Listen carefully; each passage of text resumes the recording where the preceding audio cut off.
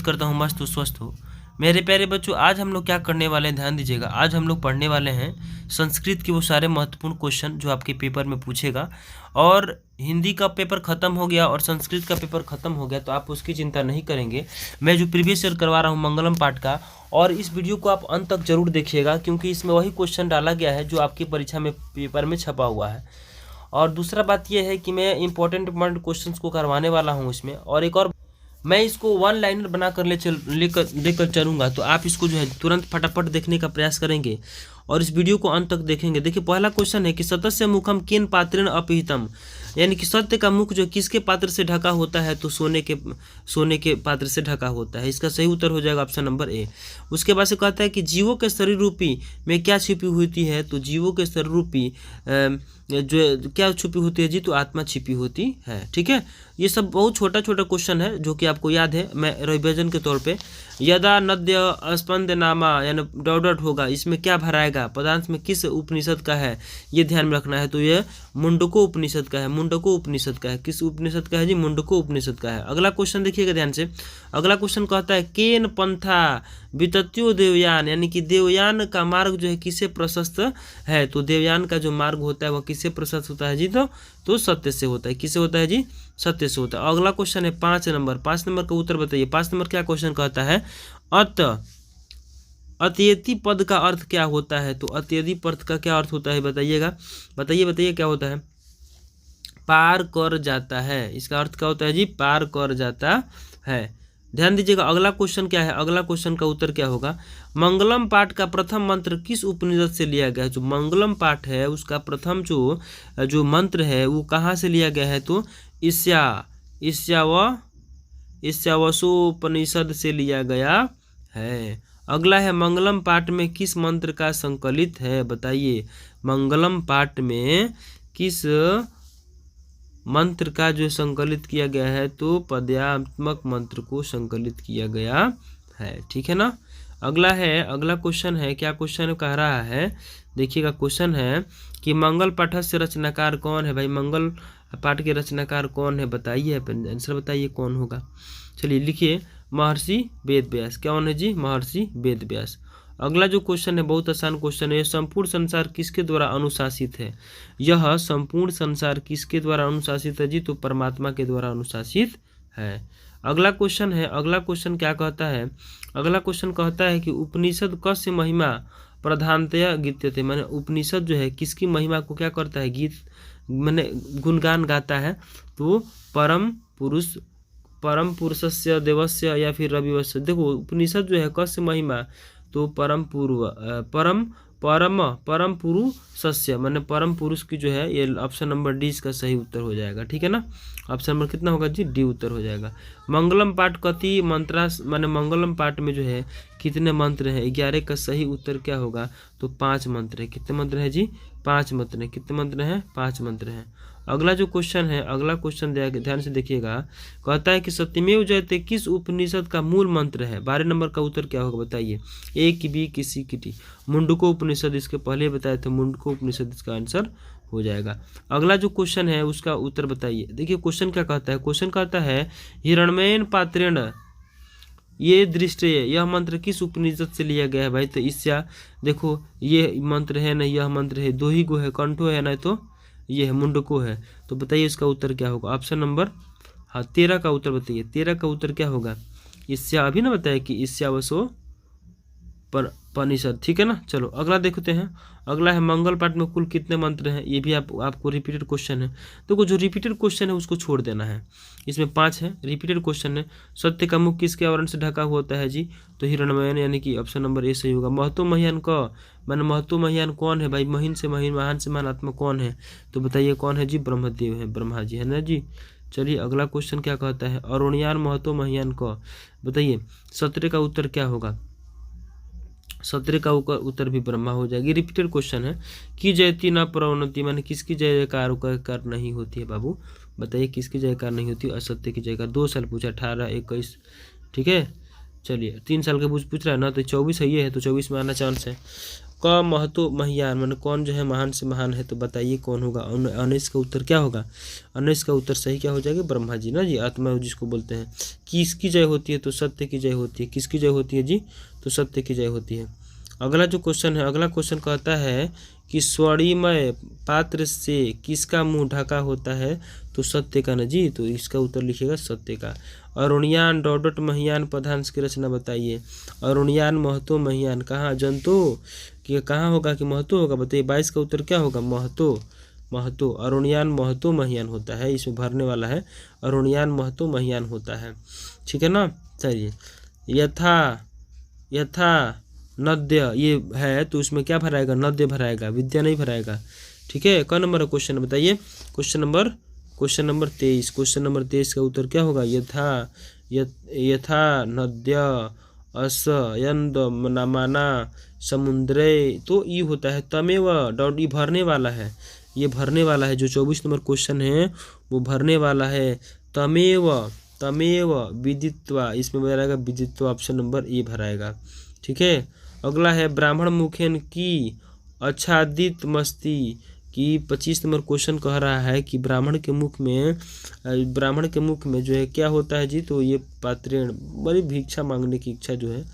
अब मंगल पाठ कहाँ से संकलित है, वेद से है, पुराण से है, उपनिषद के। क्वेश्चन नंबर 26 का ऊपर दिए उपनिषद से, कहाँ से जी, उपनिषद से है। अरुणियान महतो महियान कौन कहाँ से लिया गया है, ये कितना बार रिपीट क्वेश्चन करते हैं, तो रिपीट क्वेश्चन को आपको ध्यान रखना है। 27 का कंठो उपनिषद हो जाएगा, ठीक है। चलिए, इसका उत्तर बताइए। नदियाँ और नाम को रूप को छोड़कर क्या हो जाती है, समुद्र में विलीन हो जाती है ना, तो इसका सही उत्तर क्या हो जाएगा, समुद्र में विलीन हो जाती है। चलिए, अगला जो क्वेश्चन है वो क्या है, देखिएगा। महान से महान क्या होती है बाबू, तो महान से महान हमको लग रहा है कि आत्मा होती है ना जी, तो आत्मा मार दीजिए। अगला क्वेश्चन क्या कहता है, छोटी से छोटी और बड़ी से बड़ी क्या है, तो छोटी से छोटी और बड़ी से बड़ी भी आत्मा ही है, ठीक है। चलिए, अगला क्वेश्चन कहता है कि नदियाँ और समुद्र में कैसे मिलती है, नाम और रूप को छोड़कर ना, तो लिखिएगा नाम और रूप को छोड़ करके, ऑप्शन नंबर डी इसका सही उत्तर हो जाएगा। उसके बाद से एक और ऑप्शन आ रहा है, देवमार्ग का विस्तार कहाँ है जी, तो क्वेश्चन नंबर कितना है, 32। हाँ, तो देवमार्ग जो ये देव लोगों का मार्ग होता है वो सत्य से ढका होता है, यानी कि सत्य है, ठीक है। अगला क्वेश्चन देखिएगा, ये अगला क्वेश्चन कैसे पूछा है, क्वेश्चन पूछता है कि वेदा हमेंतम पुरुषम ना दौड़ट विद्यते अनाथ, यह मंत्र कहाँ से लिया गया है। क्वेश्चन नंबर 33 का उत्तर क्या होगा बाबू, श्वेतो उपनिषद से लिया गया। ये सर्वत्र परम पुरुष परमात्मा डॉट की किया गया है, तो बताइए। 34 का ए की बी की सी की डी, बाबू कौन किया गया है जी, तो सबका गुणगान किया गया है, तो इसका गुणगान उत्तर हो जाएगा। आगे चलते हैं, अगला क्वेश्चन क्या कहता है कि आप्तकाम ऋषिगण किसके निकट पहुँचे हैं, तो बताइए क्या होगा। 35 का उत्तर क्या होगा, ए की बी की सी की डी, बताइए। 35 का उत्तर बताइए क्या होगा। देखिए, आप्तकाम ऋषिगण कहाँ पहुँचे जी, वो झूठ का वो ऋषि बोलेंगे नहीं, मित्र उनके होते नहीं हैं, बस मंत्री भी नहीं होते, वो सत्य। अरे यार, ये कहाँ हो गए, हाँ ये वाला है ना, आप्तकाम, ये झूठ तो बोलेंगे नहीं, विद्यालय जाएंगे नहीं, कुटिया हो। हाँ, तो ये ऋषिगण किसके निकट पहुँचे हैं जी, तो सत्य के निकट पहुँचते हैं। चलिए, अगला क्वेश्चन है, अगला क्वेश्चन क्या कह रहा है, अगला क्वेश्चन कहता है कि कौन अपने नाम रूप से विमुक्त है, तो बताइए। नाम और रूप से विद्वान है, मंत्री है, तो मित्र काटिए, मंत्री काटिए, और विद्वान और किस में, साधु में अंतर बता दीजिए, इसका उत्तर हो जाएगा आपका, ठीक है। 36 का उत्तर आपका बताइए। देखिएगा, जो विद्वान होते हैं, जो साधु महात्मा होते हैं, ऑप्शन इसको पहले मारिएगा, ठीक है। अगला क्वेश्चन देखिएगा, अगला क्वेश्चन क्या कहता है कि आत्मा के स्वरूप ए निवास का वर्णन किस दोहा में है, तो ऑप्शन नंबर ए की बी की सी की डी, बोलिए। 37 का उत्तर क्या होगा, देखिएगा द्वितीय, ये बात जो कहा गया है द्वितीय दोहा में कहा गया है। और 38 नंबर देखिए, 38 में क्वेश्चन क्या कहता है, सत्य के महत्व को बतलाया गया है। देखिएगा, सत्य के महत्व को तीसरे दोहा में बताया गया है, तो सत्य के महत्व को लिखा के तीसरे दोहा में बताया गया है, ठीक है ना। चलिए, अगला जो क्वेश्चन है वो क्या कह रहा है कि जीव एवं आत्मा के बारे में दोहे में बताया गया है। तो जीव एवं आत्मा के बारे में दोहे में बताया गया है, तो किस दोहे में बताया गया बाबू, तो लिख लीजिएगा कि हाँ, किस दोहा में, चतुर्थ दोहा में लिख लीजिए, इसको चतुर्थ दोहा में लिख लीजिए। आत्मा मनुष्य की हृदय रूपी कहाँ अवस्थित है, तो गुफा में अवस्थित है ना जी।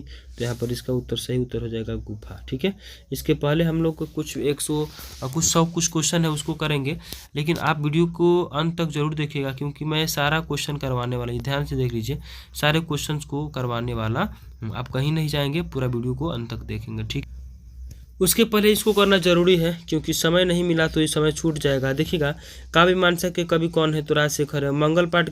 मंगलम पाठ में कितने मंत्र हैं, तो 5 मंत्र हैं। मंगलम पाठ में कितने मंत्र हैं, तो 5 मंत्र हैं।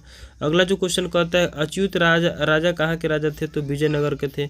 आलस कथा पाठ की किस ग्रंथ पुरुष परीक्षा से संकलित है, ये क्वेश्चन पूछा गया है। अगला है कि बाघ के हाथ में क्या था, तो बाघ के हाथ में कुछ था। व्याघ्रपथी कथा किस ग्रंथ से है, तो हितोपदेश से है। एकदम आराम से चलते रहिए, पूरा बढ़िया से याद कीजिए। देखिए, अगला है कि हम सब में भारतवर्ष के प्रति क्या होना चाहिए, तो देशभक्ति होना चाहिए। डीएवी की स्थापना कब हुई थी बाबू, तो 1875 में हुई थी। डीएवी की स्थापना कब हुई थी, तो 1875 में हुई थी। अगला जो क्वेश्चन है, अगला क्वेश्चन देखिएगा क्या कहता है। अगला क्वेश्चन कहता है कि राम परमेश्वराम का जन्म किस गाँव में हुआ था, तो भीखन टोला में हुआ था। विद्या की रक्षा किससे होती है, तो विद्या योगेन रक्षित युग से होती है, निरंतर अभ्यास से होती है। ठीक है ना। अगला है कि राम परमेश्वराम का जन्म किस गांव में हुआ था, तो भीखन टोला में हुआ था। ये रिपीटेड हो गया। अगला जो क्वेश्चन है वो देखिएगा, भारत महिमा पाठ से पुराणों की संख्या कितनी है, पद संकलित है, तो 2 लिखिएगा। स्वर्गोपवर्गवा स्पंद मार्द कहाँ से लिया गया, स्वर्गोपवर्ग भारत से लिया गया है। एकदम आराम से, कौन भारत रूप किसकी रचना है जी, तो भाष्य से रचित रचना है। सहार्थ्य अवयव के बताना है। क्वेश्चन क्या कहता है, क्वेश्चन कह रहा है कि सहार्थ्य अवयव के योग में कौन सा सहार्थ्य तृतीया होता है। ठीक है, याद रखिएगा, सहार्थ्य क्या होता है जी, तृतीया। घर की शोभा के बारे में बात कर रहा है, तो घर की शोभा स्त्रियां होती हैं। भारत महिमा पाठ का प्रथम जो पद है वह विष्णु पुराण से संकलित है। याद रखिएगा, विष्णु पुराण से संकलित है। अगला जो क्वेश्चन है, क्वेश्चन कहता है कि स्वामी दयानंद ने किस संस्था की स्थापना की थी, तो आर्य समाज की स्थापना की थी। भीखन टोला देखने कौन आया था, तो उसके टीचर आए थे ना जी। तो क्या उसका उत्तर होगा, अध्यापक हो जाएगा। एकदम शॉर्टकट रिवीजन के लिए 1 शॉर्ट एपिसोड खत्म। ठीक है। मंदाग्नि वर्णम पाठ के कवि कौन है, तो वाल्मीकि जी हैं। आलस कथा में देखो, आलस शाला में आग कब लगाई गई थी, जब 4 गो वहाँ पे चोरवा सोया था सब। ठीक है, 4 गो आलसी सोया था। चालुका से वंश के राजा कौन थे, तो चंद्रादित्य। ठीक है। अगला जो क्वेश्चन है उसका उत्तर बताइए। देखिए, मंगल पाठ में किस पाठ का मंत्र है जी, तो पदात्मक है। मंगला में कैसा है, तो पदात्मक है। अगला जो है, अगला क्या कह रहा है कि भारत भूमि का गान कौन करता है, तो देवतागण करते हैं। कौन करेगा, दूसरा कोई थोड़ा करेगा, देवतागण। नदिया क्या रूप कर, ये क्वेश्चन उसके पिछले बार में मिला था कि नदिया जो है क्या है, नाम को छोड़ करके, समुद्र में क्या मिल जाती है, नाम और रूप को छोड़ करके। सिखों के 10वें गुरु का नाम जब भी आपसे पूछेगा तो गुरु गोविंद सिंह बताइएगा आप। ठीक है। चलिए, अगला जो क्वेश्चन है पटन देवी वाला, आप देखिएगा ध्यान से। पटना शब्द किस शब्द से बना है, तो पतन, पतन से बना हुआ है। ठीक है। चलिए, अगला जो क्वेश्चन है वो क्वेश्चन क्या है, देखिएगा। भारत महिमा पाठ का प्रथम पद किस पुराण से है, तो विष्णु पुराण से। ये भी ऑब्जेक्टिव हम लोग पढ़े हैं। अगला क्वेश्चन, ये सब प्रीवियस ईयर क्वेश्चन बाबू। किस देवता का गीत गान होता है, कहाँ, किस देश में, तो भारत में। शास्त्र के बारे में थोड़ा सा देखिए क्या कहता है कि शास्त्र किसके लिए, कर्तव्य और कर्तव्य का ध्यान देता है, किसके लिए, मानव के लिए। शास्त्र मानव के लिए बना गया है। ठीक है ना, वेरी गुड। अगला क्वेश्चन, 1 शॉर्ट एपिसोड खत्म। शंकर चरित्र के रचनाकार बताना है आपको, कमेंट करके बताना है ये कितना क्या होगा। और कौमुदी महोत्सव जो है शरद ऋतु में मनाया जाता है, ये ऑप्शन आपको मिलेगा। दूसरे पार्ट का है, पटना नगर की पालिका देवी क्या कहलाती है, पटन देवी। समाज की गाड़ी किसके बिना नहीं चलती है, नर और नारी के बिना नहीं चलती है। ध्यान रखिएगा, एकदम शॉर्टकट में चल रहे हैं। अगला जो क्वेश्चन है, अगला जो क्वेश्चन क्या कहता है कि इस देश में देवता बार बार जन्म लेते, कौन देश में, तो भारत में। कौन गीत गाता है, तो देवता। एकदम शॉर्टकट। भारतीय संस्कार कितने होते हैं, 16 होते हैं। सबसे बढ़िया संस्कार ब्याह संस्कार होता है। अंत्येष्टि संस्कार मरणोपरांत होता है। कर्मवीर कथा समाज के किस वर्ग के हैं, दलित वर्ग के हैं। देखो, स्नातक जब वो परीक्षा पास करने की बात कर रहा था तो राम प्रवेश ने किया था। ठीक है। स्नातक परीक्षा में पास होने के देखिएगा, परीक्षा में राम प्रवेश ने विद्यालय में कौन सा स्थान प्राप्त किया था जी, फर्स्ट डिवीजन से पास किया था। भास के कितने याचक हैं, ये क्वेश्चन पूछेगा कि भास के कितने याचक हैं, तो 13, याद रखिएगा। अब अगला, कर्ण कहाँ से युद्ध कर रहा था जी, कर्ण जो है कौरव की ओर से युद्ध कर रहा था। ब्राह्मण के रूप में कौन प्रवेश करता है, तो इंद्र प्रवेश करता है। और दानवीर कौन है, तो दानवीर जो है कर्ण है। कर्ण किसका पुत्र होता है जी, तो कर्ण जो है कुंती पुत्र होता है। कर्ण किस देश का राजा होता है, तो अंग देश का राजा होता है। आपको कुछ करना ही नहीं है, आपको केवल देखना है ना और सुनना है। शिक्षक किस देश में आया था जी, ये भिक्षक नहीं जी, शिक्षक भिखारी के रूप में किस देश में, किस भेष में, तो भिखारी ना होगा जी। भिक्षक किस भेष में होता है, तो भिखारी के रूप में होता है। अगला जो क्वेश्चन कहता है उच्चारण क्रिया का बोध कौन कराता है, जो तो उच्चारण का शिक्षा सबसे बेहतर है जगत कौरम, तो जगत कौरम कहते हैं उसको, ठीक है। अगला जो है पूछा गया था कि अ प्लस ई से क्या बनता है, तो ए बनता है। निर्बलम में होगा नि धन मलम, ये संधि विच्छेद हो गया। विद्यार्थी में कौन सा संधि है, तो दीर्घ संधि। विद्यार्थी में कौन संधि है जी, विद्यार्थी में दीर्घ संधि है। अनुच्छेद बनाना है, अनु में छेदम जोड़ेंगे तो अनुच्छेदम बनेगा। अगला देखिएगा, अगला कह रहा है कि उ में अ जोड़ेंगे तो वह बनेगा। ये क्वेश्चन पूछा गया था, कोई ध्यान ही नहीं देता है, तो हम क्या कर बताओ। निवेदन में कौन सा उपसर्ग है, तो नी है। किस पद में अव्यय होगा, तो अवकाश में। अगला जो क्वेश्चन है वो क्या कहता है, रानी में जब डीप जोड़ते हैं तो रानी बन जाता है। मूर्ख में कौन सा प्रत्यय जोड़ेंगे, टाप, तो मूर्खा, ठीक है। नयति में किस धातु, ये क्वेश्चन पूछा गया था, तो नी चलता है। क्या चलता है जी, नी चलता है। अगला जो क्वेश्चन है ये क्या कह रहा है, ये कह रहा है कि विधि लिंग लकार का कौन सा पाठ होगा, तो पठेत पठेताम पठेयु, तो ये उसका सही उत्तर हो जाएगा। 61 नंबर सवाल है कि द्रक्षति वाला रूप पूछता था, स्पेशल में पूछा भी है, तो लीट लकार है और इसको गागी हम लोग बोलते हैं। अगला जो क्वेश्चन है कि भाव जो है किस लकार का है, तो भाव का लूट लकार का है, ठीक है। लंबोदर में कौन सा समास होगा दोस्तों, लंबोदर में बहुब्रीहि समास होगा। किस समास में सभी पद प्रधान होते हैं, सभी मतलब दोनों, तो द्वंद्व समास में। किस समास का पहला पद प्रधान होता है, तो कर्मधारय समास का, ठीक है। चलिए, यथाशक्ति में कौन होगा जी, यथाशक्ति में आपको अवयव भाव समास होगा, ठीक है ना।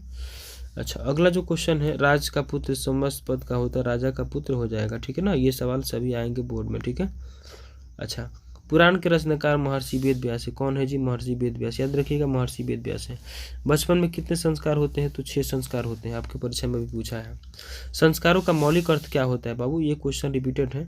संस्कार का मौलिक अर्थ क्या होता है, दोष को दूर करना तथा गुणों का निर्माण करना, ठीक है। किस संस्कार के द्वारा, क्वेश्चन है कि किस संस्कार के द्वारा मनुष्य गृहस्थ जीवन प्रवेश करता है, तो जब उसका शादी हो जाता है तो वह गृहस्थ जीवन में प्रवेश कर जाता है। अंत्येष्टि संस्कार कब होता है, मरने के बाद होता है। एकदम शॉर्ट से देखिए। अगला क्वेश्चन है, गुरु के घर से अलग होने पर गृहस्थ जीवन में प्रवेश करना किस संस्कार के अंतर्गत आता है, तो विवाह संस्कार के अंदर। सिंदूरदान विवाह में आता है और खानदान की रक्षा आचरण करता है। घर की लक्ष्मी क्या होती है, स्त्री होती है। अगला देखिएगा, अपयश को नष्ट करता है नम्रता। अपयश को नष्ट कौन करता है जी, नम्रता, हाँ। गरीबों को कौन सा जो है खराब लग रहा है जी, गरीबों को लिए उद्योग, ठीक है। अगला है कृषि विज्ञान पराशर द्वारा संकलित है और ये खत्म होता है। अभी कुछ क्वेश्चन है, ध्यान दीजिएगा। आर्यभट्ट के रचनाकार कौन है, तो आर्यभट्ट के रचनाकार आर्यभट्ट हैं।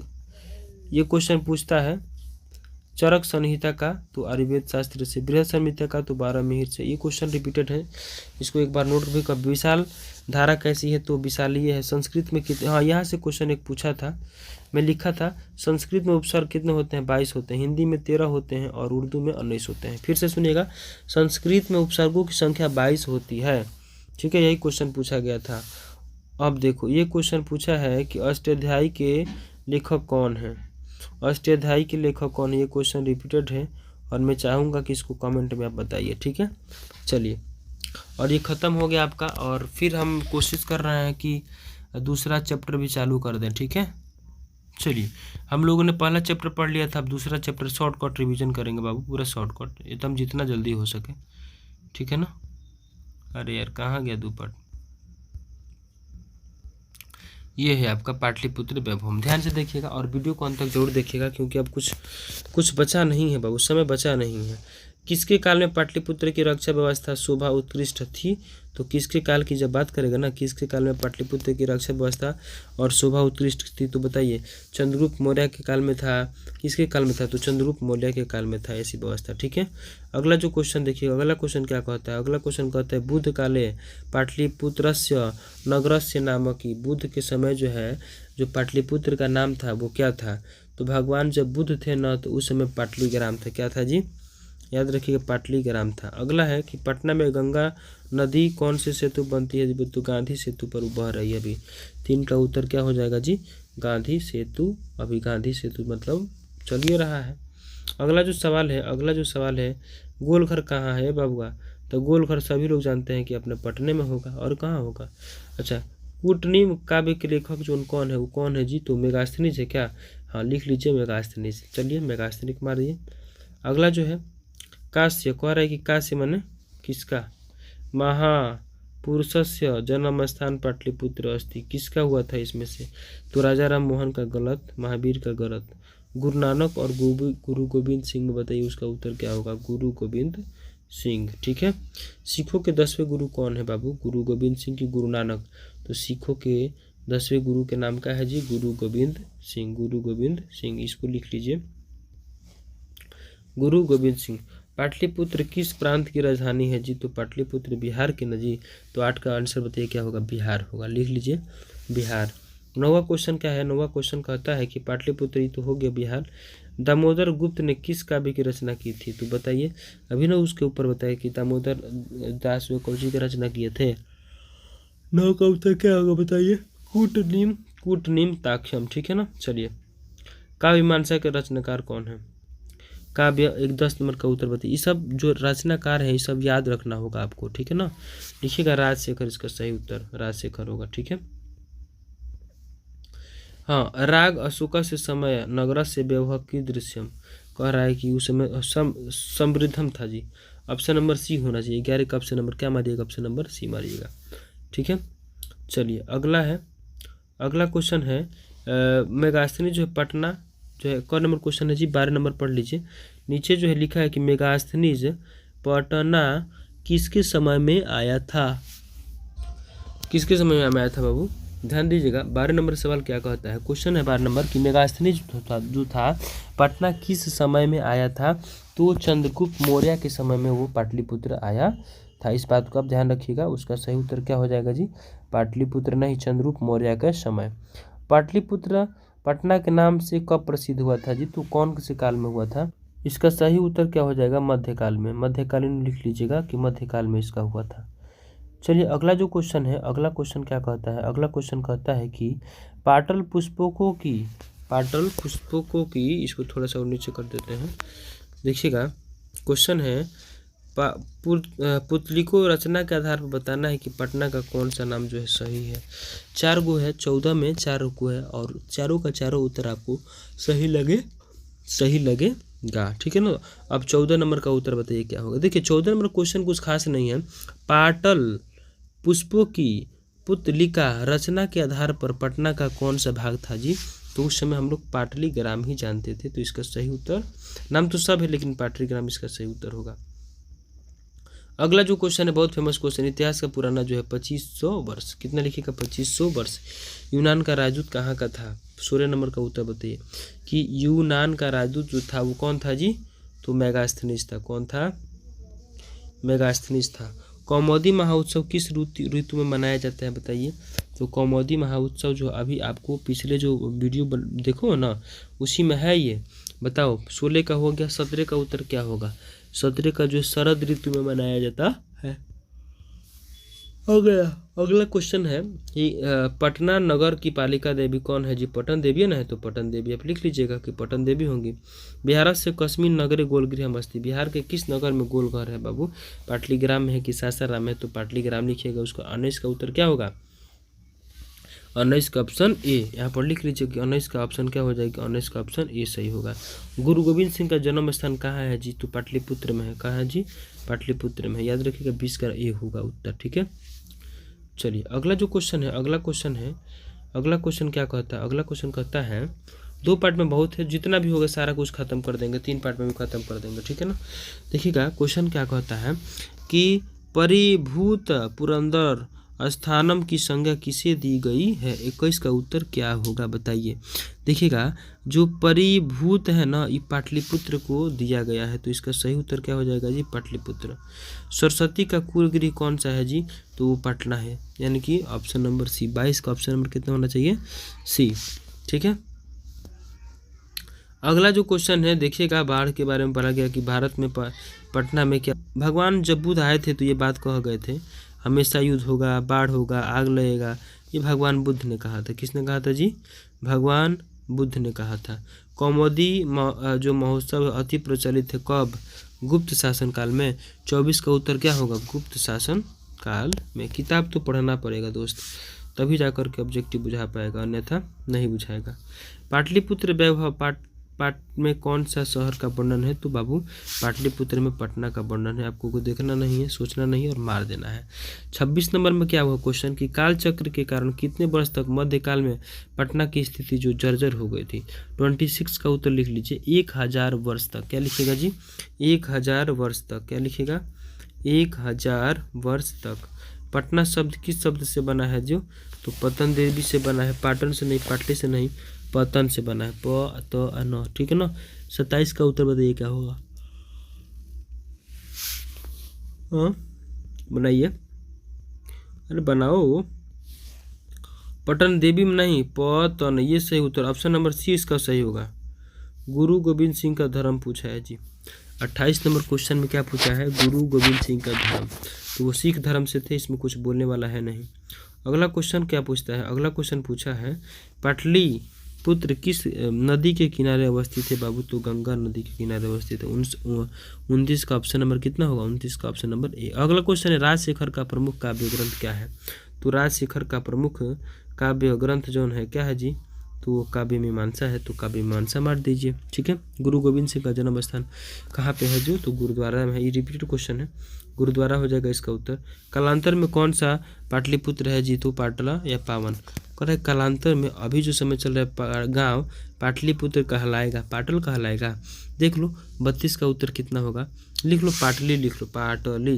क्या लिखोगे, पाटली। गुरु गोविंद सिंह संप्रदाय के कौन थे गुरु थी, बाबू 10वें गुरु जी थे, ठीक है ना।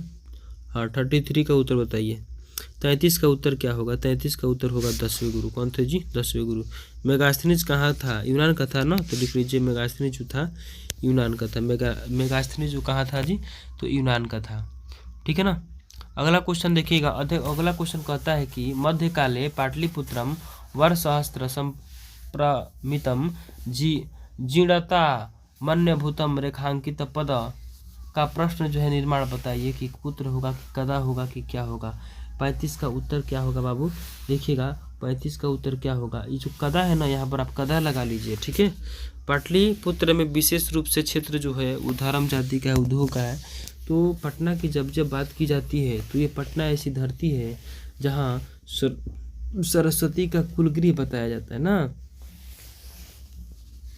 तो 36 का सही उत्तर क्या होगा बाबू, सती का, अच्छा बोलो।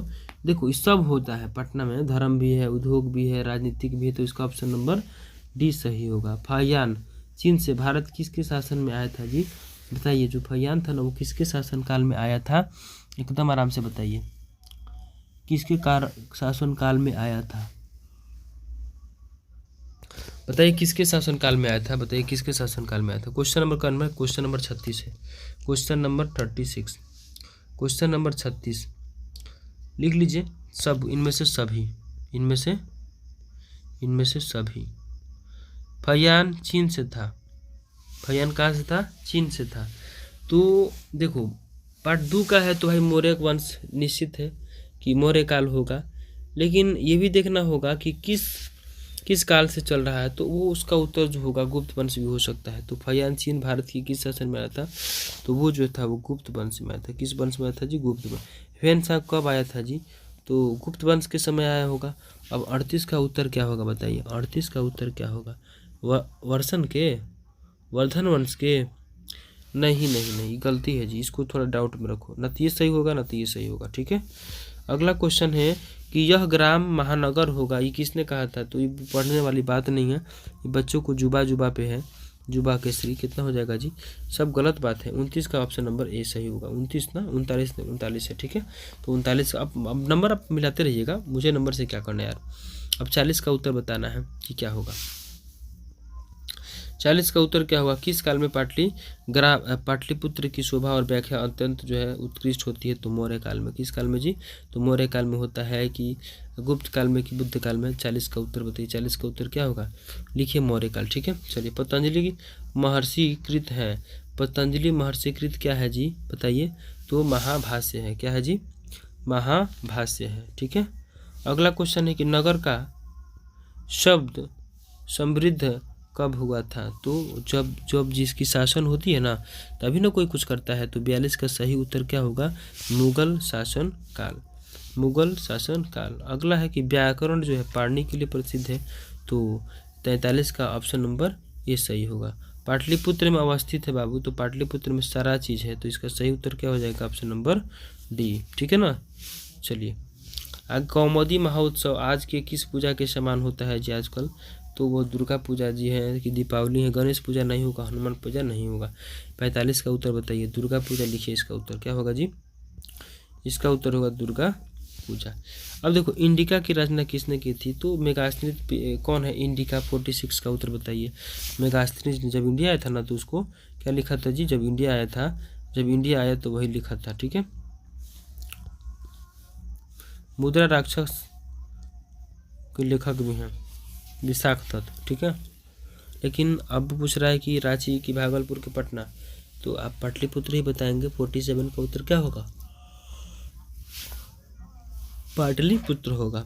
विद्वानों ने पृथ्वी का तिलक किसको कहा है बाबू? विद्वानों की जब बात की जाएगी तो जो पृथ्वी का तिलक है ना, तो उनको पाटलिपुत्र को ही कहा जाएगा, पाटलिपुत्र को ही कहा जाएगा, ठीक है। अगला लास्ट क्वेश्चन है 49 नंबर। इंद्रलोक और स्वर्ग में भी कौन सुंदर उपमान बताता है? बताइए। 47 हमेशा याद रखिएगा, पाटलिपुत्र, ठीक है ना। आज की कार्रवाई यहीं तक। अब आगे जो है अगला पार्ट आलस कथा है, इसको भी पढ़ेंगे, लेकिन अब वीडियो बहुत लंबा हो रहा है।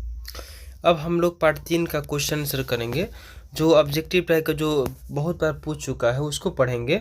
जैसे अलस कथा है, और अलस कथा जो कैसी कथा है, तो ये जो व्यंग्यात्मक कथा है कि हास्य कथा है कि बाल कथा है, तो ध्यान दीजिएगा। ये जो कथा है वो पाटलिपुत्र हम लोग पढ़ चुके हैं, और पार्ट 1 भी ख़त्म हो चुका है, पार्ट 2 भी ख़त्म हो चुका है, और पार्ट 3 अब चालू कर रहे हैं, आलस कथा है। तो ये जो व्यंग्यात्मक कथा होती है, क्योंकि इसमें जो कल्पना की जाती है और इसमें ये देखा जाता है ना, ध्यान, इसमें यह देखा जा रहा है कि आखिर ये कथा कहानी कैसी है, तो इसको व्याकरणिक लिख लीजिएगा। लेकिन व्यंग जो होता है ना, जैसे किसी के बात को, किसी के मन को बात जानना। तो अगला जो क्वेश्चन है कि आलस कथा पाठ के रचयिता कौन है, और ये क्वेश्चन बहुत बार पूछ चुका है, इसलिए मैं इसको थोड़ा सा रिपीट करूँगा। 18 में, 20 में, 20 में, 22 में। तो अब 24 में पूछने की संभावना, 18 में, फिर 20 में, फिर 22 में। अब ये क्वेश्चन किस में आएगा? 24 में। तो इस क्वेश्चन को आप ध्यान से देखिएगा। इसके लेखक कौन होंगे जी? आलस कथा के लेखक कौन है, आप बता दीजिए। आलस कथा के लेखक सबको पता है कि विद्यापति जी हैं कि महाविदुर हैं, तो ध्यान रखिएगा। विदुर जी हैं तो महात्मा विदुर को आप विदुर मान लीजिएगा, ठीक है ना। चलिए, अगला क्वेश्चन है कि मैथिली भाषा के कवि कौन है? देखिएगा, मैथिली भाषा के जो कवि होते हैं वो विद्यापति होते हैं ना जी, तो आलस कथा के विद्यापति होंगे। तो देखिएगा, आप वहाँ पे विदुर मत मानिएगा, उसको विद्या मान लीजिएगा, ठीक ना। चलिए, अब मैथिली भाषा के जो कवि हैं वो कौन है? दामोदर दास जो है गुप्त है, तो गुप्त ले लीजिएगा। वास्तविक जो है आलसों की जो संख्या होती है वो 4 होती है, वो 4 गो होते हैं। और सबसे बड़ा शत्रु क्या होता है? तो आपका आलस ही आपका सबसे बड़ा शत्रु होता है, इस बात को आप ध्यान रखेंगे। अगला जो क्वेश्चन है कि अगर आपको भूख मिटाने की बात की जाए कि अपनी भूख मिटाने के लिए कौन से जो कुछ नहीं जानता है क्या हो सकता है? अपनी भूख मिटाने के लिए भी कौन कुछ भी नहीं करता है? तो जो आलसी लोग होते हैं वो कुछ भी नहीं करते हैं, चाहे आपको भूख लगा हो चाहे उनको भूख लगा हो, ठीक है। अगला जो है कि नीतिकार की बात कर रहा है कि नीतिकार आलस को क्या मानते हैं? तो नीतिकार जो होते हैं आलस को शत्रु मानते हैं, इस बात को आप ध्यान रखेंगे। अगला जो क्वेश्चन है, आलस कथा पाठ किस ग्रंथ से संकलित? तो पुरुष परीक्षा पुरुष परीक्षा, याद रखिएगा, पुरुष परीक्षा से संकलित है। वीरेश्वर जो मंत्री था वो कैसा मंत्री था मेरे दोस्त? वीरेश्वर जो था वो दानशील मंत्री था, बहुत ही सुशील मंत्री था। वीरेश्वर कौन था? तो वीरेश्वर मिथिलाय मंत्री, यानी कि वीरेश्वर जो था मिथिला का मंत्री था। ठीक है, एकदम एक लाइन में हम बात करने की बात लगा रहे हैं। अगला जो क्वेश्चन है कहता है आलस कथा में आग क्यों लगाई गई थी? तो आलसियों को पहचानने के लिए, कि आलसियों की परीक्षा लेने के लिए, कि आलसी जो है कैसे हैं, तो आलसियों की परीक्षा लेने के लिए इसका सही उत्तर ऑप्शन नंबर बी हो जाएगा। अब देखिएगा क्वेश्चन क्या कहता है कि आलसशाला में आग लगाने के बाद कितने लोग जो है नहीं भागे? तो उसमें 4 गो जो आलसी लोग था वो नहीं भागा, वहीं सुतले रह गए बेचारा। अगला क्वेश्चन क्या कहता है? अगला क्वेश्चन कोई इंपॉर्टेंट नहीं है, लेकिन इसके नीचे वाला में, आग लगने वाला में देखिएगा, घर में आग लगने को देख करके कौन सा पलायन हो गया? जो धूर्त लोग थे वो सब लोग पलायन में भाग गए, उठ करके भाग गए। अगला क्वेश्चन है कि चारों आलसियों को कैसे बाहर निकाला गया? तो चारों आलसी जब सुतल था बेचारा को, तो केस पकड़ करके जो है बाहर निकाला गया। अगला क्वेश्चन क्या कहता है? अगला क्वेश्चन कहता है कि अलस कथान ग्रंथ मिथिला में मंत्री कौन था जी? तो वीरेश्वर था, तो वीरेश्वर लिख दीजिएगा। सूर्य का ऑप्शन नंबर सी सही हो जाएगा। ठीक है, अगला क्वेश्चन देखिएगा। अगला क्वेश्चन क्या कहता है कि बनावटी आलस दिखाकर कौन भोजन करते थे जी? तो जो धूर्त लोग थे, ऑप्शन नंबर सी हो जाएगा इसका, धूर्त लोग। ठीक है ना। यह तज्ञर्ति यद्यस्मिन् गृहे लग्नो अस्ति, किस आलसी ने कहा? लगता है कि इस घर में आग लग गया है। यह किसने कहा जी? तो यह द्वितीय जो था ना, अहो यम कथम कोल्हालम, पहला बोला। दूसरा बोलता है कि तज्ञर्ति यद्यस्मिन्, लगता है इस घर में आग लग गया है, तो ये दूसरा बोला था। ठीक है ना। इसी तरह से आप तीसरा चौथा को भी याद कर सकते हैं। अपृत विग्रह द्रव्य का भक्षण कौन सा कर रहे थे? बाबू देखो, विदूषिका और सर्पा, दूषिका मूषिका तो होगा नहीं, तो दूषिका होगा। क्या हो जाएगी जी? दूषिका होगा। चलिए अगला क्वेश्चन 2021 में पूछा है, तो छोड़िए इसको, अगला देखिए 21 वाला क्वेश्चन को आप देख सकते हैं। हाँ, आलसशाला में आग किसने लगाई थी जी? तो बताइए आप ध्यान से कि आलसशाला के जो कर्मचारी थे वही उन्होंने क्या किया था? आग लगाया था कहने पर। अगला क्वेश्चन है कि आलस में आग कब लगाई गई जी? जब वो लोग सो रहा था। ध्यान रखिएगा, आलस कथा में यह आग कब लगाया गई? जब वो लोग क्या कर रहा था जी? सब सो रहे थे ना, जब वो लोग सो रहे थे तो आग लगाया गया था। ठीक है ना। अरे बचाल कति वचनानि वक्तुम सुनियत, मैंने अरे बचाल काहे चिल्ला रहे हो, ये किसने कहा था जी? तो चौथे आलसी ने कहा था। याद रखिएगा, चौथे आलसी ने कहा था काहे चिल्ला रहे हो, चौथे आलसी ने कहा था। ठीक है ना। चलिए, वीरेश्वर कहाँ का मंत्री था जी? तो मगध का, अवंती का, मिथिला मंत्री था, तो मिथिला का लिख लीजिएगा कि मिथिला का मंत्री था। एकदम आराम से समझ लीजिए। चलिए आगे हम लोग थोड़ा सा देख लेते हैं और क्वेश्चन कौन काम का। पुरुष परीक्षा का शिक्षा 33 नंबर क्वेश्चन है कि पुरुष परीक्षा का जो क्या देती है? तो वो दोष निराकरण का शिक्षा देती है, तो इसका सही उत्तर हो जाएगा दोष निराकरण। ठीक है ना। और मैं हाँ, स्त्री की रक्षा अगर क्वेश्चन है, अगला क्वेश्चन है कि हाँ, स्त्री का रक्षा कौन करता है जी? तो उसकी स्त्रियों का जो रक्षक होता है उसका पति होता है। उसका क्या होता है जी? पति। ऑप्शन नंबर 1 35 का क्या होगा? उसका पति करता है। कौन परिश्रम नहीं करना चाहता है? तो आलसी जो लोग होते हैं, ध्यान रखिएगा, जो आलसी लोग होते हैं वो परिश्रम करना नहीं जानते हैं। बच्चों का रक्षक कौन होता है? तो बच्चों का जो रक्षक होता है उसकी माता होती है। क्या होती है? उसकी माता होती है। ठीक है, इस बात को ध्यान रखेंगे। अगला जो है कहता है कि ई जो है कहाँ से लिया गया? तो आलस कथा से लिया गया होगा, चूंकि आलस कथा का ही चैप्टर है तो आलस कथा का ही ना होगा जी। चलिए अगला जो क्वेश्चन है क्या कहता है कि अरे बचाल कितना बोलते हो, किस पुरुष का कथन है कि अरे बचाल कितना बोलते हो, ये कौन बोला है? तीसरा कि दूसरा? बोले 39 का नंबर क्या होगा? 39 नंबर का क्या होगा बताइए जी? चतुर्थ था ना, ये बोला है। ठीक है ना। चलिए, इस संसार में आलसियों का रक्षक कौन होता है? तो भगवान के छोड़कर और कोई नहीं हो सकता है। तो जो धार्मिक व्यक्ति होता है वही हो सकता है, और कार्णिक व्यक्ति हो सकता है। जन्नी तो होगा नहीं, पति तो होगा नहीं, तो धार्मिक होगा नहीं तो कार्णिक होगा। तो इसका सही उत्तर कार्णिक व्यक्ति मान लीजिएगा आप। ठीक है, क्योंकि किताब में कार्णिक ही दिया हुआ है। ठीक है। चलिए अगला जो क्वेश्चन है, अगला पुरुष परीक्षा किस भाषा में लिखा गया है? तो ध्यान रखिएगा कि जो पुरुष परीक्षा है वो संस्कृत भाषा में लिखा गया है। किस भाषा में लिखा गया मेरे दोस्त? संस्कृत भाषा में लिखा गया है। भूखा रहना कौन पसंद करता है? जो धूर्त लोग होते हैं, आलसी जो लोग होते हैं। तो जो आलसी लोग होते हैं वो भूखा भी रहना पसंद करते हैं। वीरेश्वर अनाथों को क्या कहता है बाबू, क्या देता है? तो जो वीरेश्वर था ना, अनाथों को जो है भरपेट भोजन देता था। क्या देता था? भरपेट भोजन देता था। अगला जो क्वेश्चन क्या कहता है कि पुरुष परिचय किस रूप में विभिन्न मानव गुणों का महत्व का वर्णन करता है? तो श्लोक के रूप में, कथा के रूप में, या फिर नाटक के रूप में। ऑप्शन बताइए क्या होगा, ए, के, बी, के, सी, के, डी। देखिएगा जो पुरुष परिचय है वो कथा के रूप में है, तो इसका उत्तर हो जाएगा ऑप्शन नंबर डी। अगला हो गया अगला क्वेश्चन कि आग को देखते ही कौन कौन भाग गया जी? जो आलसियों को बाहर निकाला। कर कि आग को गिरते हुए देखकर कौन आलसियों को बाहर निकाला? तो आलसी जो मंत्री, प्रथम पुरुष, राजा, नियोगी, कोई नियोगी पुरुष था, ठीक है ना, याद रखिएगा इसको कि कोई बहुत बढ़िया पुरुष था। मंत्री तो केवल आदेश देता है ना जी, राजा जाएगा नहीं, ठीक है। चलिए, तुसड़ी कथम न तिष्ठति किसने कहा था? तुसड़ी कथम न तिष्ठति। लगता है 46 का उत्तर क्या होगा बताइए, कि चौथा है, यही जो संस्कृत है। अच्छा, यदि अस्मिन गृह लग्नो अस्ति, अलस कथा पाठ में किसका उचित है जी? तो पहला जो होता है ना, उसका ही उचित होना चाहिए। लगता है इस घर में आग लग गया है, ठीक है। चारों आलसियों को बाहर निकाला गया, कौन? राजा, मंत्री, सिपाही, चौकीदार। जो सिपाही होंगे वही निकालेंगे, तो सिपाही इसका उत्तर हो जाएगा। सारे सुखों का मूल क्या होता है? तो सारे सुखों का मूल जो होता है वह संगठन होना चाहिए, तो संगठन इसका उत्तर आप मारिएगा, ठीक है। अब उसी प्रकार ठीक चार का उत्तर हम लोग देखेंगे, ठीक है। धीरे धीरे सारा क्वेश्चन करेंगे जो कि क्वेश्चन पूछा गया था 2022 में और 23 में। चलिए, उसके पहले हम लोग अभी क्वेश्चन ये सब छोड़ करके अब ध्यान दीजिएगा, अब हम लोग चलने वाले हैं भारतीय संस्कार में। वहाँ से क्वेश्चन बहुत ज़्यादा पूछता है, तो समय निकल जाए तो थोड़ा सा हम सोच रहे हैं कि उसको पहले पढ़ा दें ना। बाकी बहुत सारा क्वेश्चन है जो आपको पढ़ना चाहिए था, लेकिन समय के अभाव के चलते। वैसे आप लोग रिपीटेड क्वेश्चन तो बहुत पढ़ते हैं। चलिए, कर्ण से दानवीरता के बारे में हम जिस चैप्टर का नहीं दिए हुए हैं उसको पढ़ा दे रहे हैं। पहला क्वेश्चन है कि कर्ण से दानवीरता भारत किस है? तो कर्ण का भारक रूप से, ये पहला ही क्वेश्चन था कि कर्ण भारक रूप से 2022 ई में पूछा है, तो 24 में पूछ सकता है। तो इसका सही उत्तर क्या हो जाएगा? ऑप्शन नंबर ए सही हो जाएगा।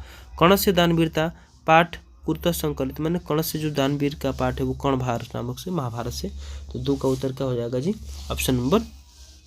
चलिए, बिना समय गंवाए फटाफट उसका सही सबका उत्तर कर देता हूँ मैं, ठीक है। तो भारतीय संस्कार को पहले पढ़ेंगे, तब कर्ण भारत को पढ़ेंगे, ठीक है ना।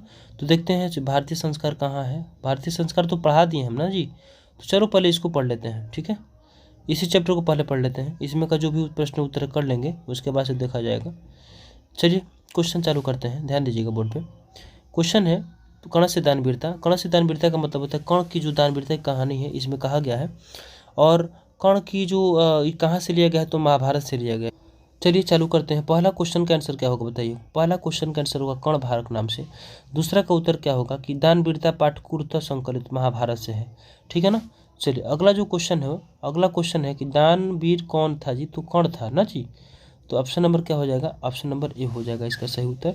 कौन सर्वप्रथम शक्र को क्या देना चाहता था जी? सबसे पहले उसने क्या देने का प्लान किया था? वो कहता है कि भगवान आप ले लीजिए, ब्राह्मण देवता हैं, दूध खाइएगा, तो मेरा गाय ले लीजिए।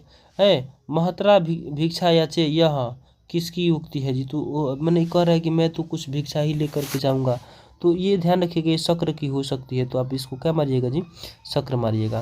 कर्ण से दानवीरता में न दात्यम न दमन, नहीं दो ये किसकी उक्ति है? वो कर्ण का जो शल्य था ना, वो कहता था कि इसको ये मत दो भगवान, ये अपना कवच कुंडल दे दो बबुआ, तो तुम्हार मृत्यु निश्चित हो जाएगा ना जी। तो वो शल्य बोलते थे सर।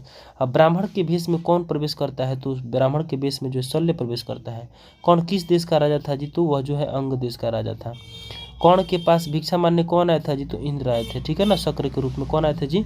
इंद्र आए थे, याद रखिएगा, इंद्र जी आए थे, ठीक है। अगला जो क्वेश्चन है, अगला क्वेश्चन क्या कहता है? क्वेश्चन कहता है कि शक्र ने कर्ण से छल पूर्वक क्या ले लिया था जी? तो कवच और कुंडल दोनों ले लिया था, कवच और कुंडल दोनों ले लिया था, याद रखिएगा।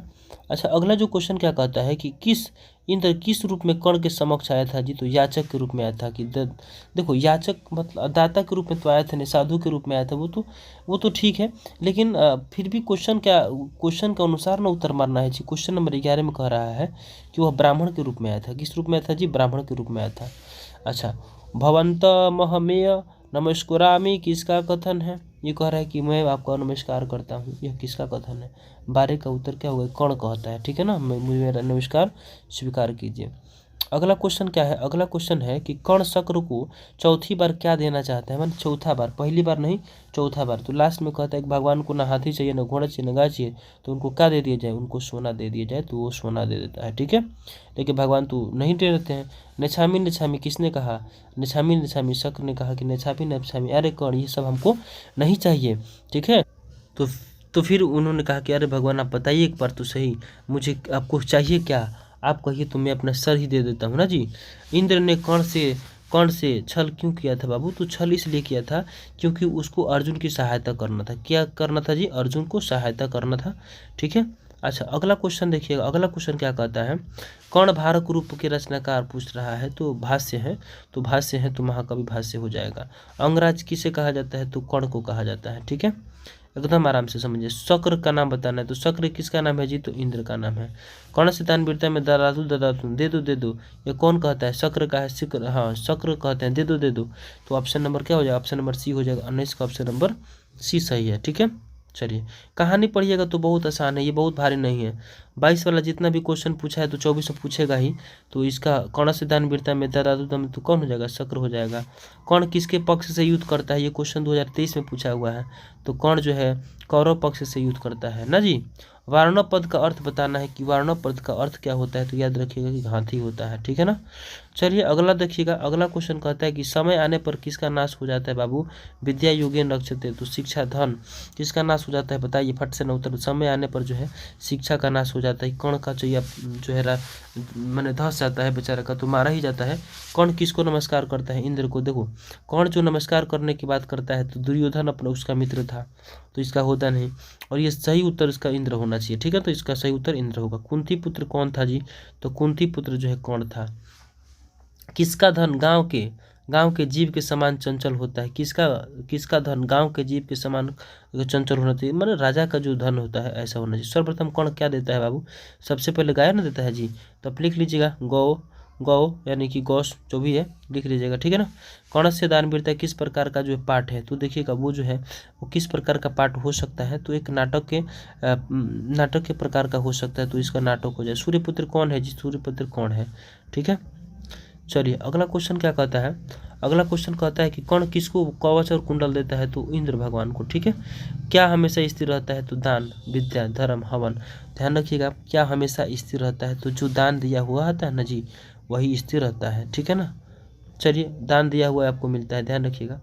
अगला है कि धर्मो ही यत्ने डॉट गुणा धारनते, धर्मो ही यत्ने 31 का उत्तर क्या होगा, 31 का उत्तर होगा बताइए, कर्ण से दान वीरता लिखिएगा। कहाँ से लिया गया है ये पंक्ति, तो कर्ण से दान वीरता से लिया गया है। देवता और असुर द्वारा क्या भेदने योग्य नहीं है, तो ये जो शरीर का कवच है कि शिक्षा है, कवच भी नहीं भेद सकते हैं जो कर्ण के पास था, ठीक है। अगला जो क्वेश्चन है, अगला क्वेश्चन क्या है, अगला क्वेश्चन क्या कहता है, अगला क्वेश्चन देखिएगा। कवच कुंडल के साथ किसका जन्म हुआ था, तो बाबू कर्ण का जन्म हुआ था, ठीक है। उसके कर्ण के कवच कुंडल के रहते कर्ण के अंदर कोई उसको मार नहीं सकता था। शरीर के नष्ट होने के बाद भी किसका नाश नहीं होता है बाबू, तो ध्यान रखिएगा शरीर का नष्ट हो जाने से आपका गुण नाश नहीं होता है, ठीक है। इस तरह से ये चैप्टर खत्म हो गया है। अब हम लोग विश्व शांति पढ़ेंगे, क्योंकि विश्व शांति में थोड़ा सा क्वेश्चन देखते हैं कैसा कैसा क्वेश्चन है बाबू। हाँ विश्व शांति पढ़ लेते हैं, ठीक है। यही से क्वेश्चन पूछने वाला है। विश्व शांति कितना क्वेश्चन है, बहुत ज़्यादा नहीं है, मात्र 34 क्वेश्चन है। पढ़ लेते हैं, कोई दिक्कत नहीं है। चलिए पढ़ लेते हैं, क्या दिक्कत है। चलिए विश्व शांति चालू करेंगे, विश्व शांति चालू करेंगे। विश्व शांति कहाँ गई थी, चलिए पहला क्वेश्चन देखते हैं विश्व शांति का। देखिए पहला क्वेश्चन है कि बैर से बैर का शमन क्या है, तो देखिएगा बैर का बैर जो है अगर बात की जाएगी ना, तो बैर का बैर जो है असंभव हो सकता है। दुख का विषय क्या होता है जी, तो दुख का विषय अशांति होता है। मन में अशांति हो तो दुख का विषय भी बन जाता है। परपीड़न किसके लिए होता है, ध्यान रखिएगा जब परपीड़न की बात की जाएगी तो नाश के लिए होता है, ठीक है। अच्छा बैरन बैरस्य समनमन असंभव, यह किसकी उक्ति है, याद रखिएगा यह जो है महात्मा बुद्ध की उक्ति है, ठीक है ना। आगे देखिएगा अगला जो क्वेश्चन है कहता है कि एक देश दूसरे देश को क्या देख करके जलता है जी, उसका क्या देख करके जलता है, उसका उत्कर्ष देख करके जलता है, ठीक है। वस्तुतः इस समय संसार किस महासागर के कुल मध्य स्थित रहता है, तो याद रखिएगा अशांति तो अशांति महासागर भी आप लिख सकते हो, ठीक है। चलिए अगला जो क्वेश्चन है कि ईर्ष्या और असहिष्णुता किसको उत्पन्न करता है? वही भी अशांतियों को उत्पन्न करेगा ना, तो ऑप्शन नंबर बी इसका सही उत्तर हो जाएगा। अब 8 नंबर कहता है कि अशांति से क्या होता है बाबू? ध्यान रखिएगा कि अशांति से आपका जो है मानव का विनाश होता है और कुछ होता नहीं है। अच्छा अगला क्वेश्चन क्या कहता है? अगला क्वेश्चन कहता है कि अपना और पराया की गणना कौन करता है? तो अपना और पराया की गणना वही लोग करते हैं जो निम्न के होते हैं, लघु होते हैं, ठीक है। परपीड़न से क्या मिलता है बाबू? परपीड़न जो होता है उसको पहले समझेंगे 10 में। परपीड़न से आपको हानि ही हानि है, ठीक है ना, ऑप्शन नंबर सी। अगला शांति किसको संबोधित करता है बाबू? तो जो शांति का बात किया जाएगा तो परोपकार होता है, तो उसका सही उत्तर हो जाएगा परोपकार, ठीक है ना। अच्छा अगला क्वेश्चन देखिएगा, संसार करे कि सारा संसार अपने परिवार के लिए क्या है? सारा संसार अपना परिवार किसके लिए है? तो इसका सही उत्तर जो होना चाहिए वो तो उदार रचित वालों के लिए है, तो इसका सही उत्तर ऑप्शन नंबर सी हो जाएगा, ध्यान रखिएगा। अच्छा अगला क्वेश्चन है 13 नंबर है, अवैर करुणा मैत्र भाव किससे उत्पत्त है जी? तो इसका सही उत्तर हो जाएगा सब के सब जो है शांति से उत्पत्ति है। आगे जो क्वेश्चन पूछा गया है, अपने और पराये की गणना कौन करता है? तो बाबू जो निर्लज होता है, दुर्लज होता है, जो संकुचित वाला हृदय वाला होता है वो करता है। शत्रुता को बढ़ाता है। तो जब अहिंसा कीजिएगा या फिर स्वार्थ लीजिएगा तो अहिंसा 100% नहीं है, लेकिन स्वार्थ पर मार हो जाएगा ना जी। वास्तव में अशांति के कितने कारण हैं? तो वास्तव में अशांति के 2 कारण हैं।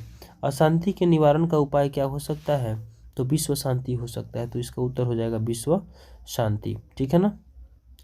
अगला जो है, असहिष्णुता का जन्म होती है तो अशांति से होती है। इसको रिपीटेड ये क्वेश्चन है, 19 नंबर आपका विध्वंस हो जाएगा 19 नंबर का, ठीक है ना। स्वार्थ किससे बढ़ता है? ये भी रिपीटेड क्वेश्चन है, तो इसका केवल उत्तर मान लीजिए मित्रता से कि शत्रुता, तो ऑप्शन शत्रुता मान लीजिए। ये क्वेश्चन को पढ़ेंगे कि क्वेश्चन कहता है कि ग्रामो अयम महानगरम भविष्यति किंतु कलहस्य अग्निदहस्य। ये उन्होंने कहा था कि यह नगर आगे चलकर बहुत बड़ा नगर बनेगा, लेकिन यहाँ पर ये समस्या होगी, कलह माने झगड़ा होगा, अग्नि मन आग लगेगा ना जी, बाढ़ आएगा। तो भगवान बुद्ध ने कहा था, ठीक है, इस बात को आप याद रखेंगे।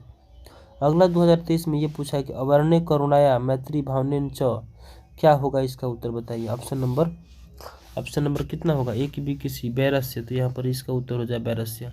देशों के बीच कौन युद्ध चल रहा है जी? तो अंधकार का युद्ध चल रहा है। ये कैसा युद्ध चल रहा है? शीत युद्ध चल रहा है। ये किताब का क्वेश्चन है, तो शीत युद्ध होगा, ठीक है। अब आगे रहने देते हैं, थोड़ी सी समस्या है और ये क्वेश्चन आपसे परीक्षा में पूछा जाएगा तो आप बना ही लीजिएगा, ठीक है ना। चलिए आज के लिए इतना ही रहने देते हैं। यह मेरा है, यह तुम्हारा है, यह कौन कहता है जी? तो अच्छी बातें नहीं हैं और उम्मीद है कि यह वीडियो आपको बहुत अच्छा लगा होगा और आप जो है अपना परीक्षा जो है जाइए, मस्त रहिए, स्वस्थ रहिए, परीक्षा दीजिए। ओके, जय हिंद।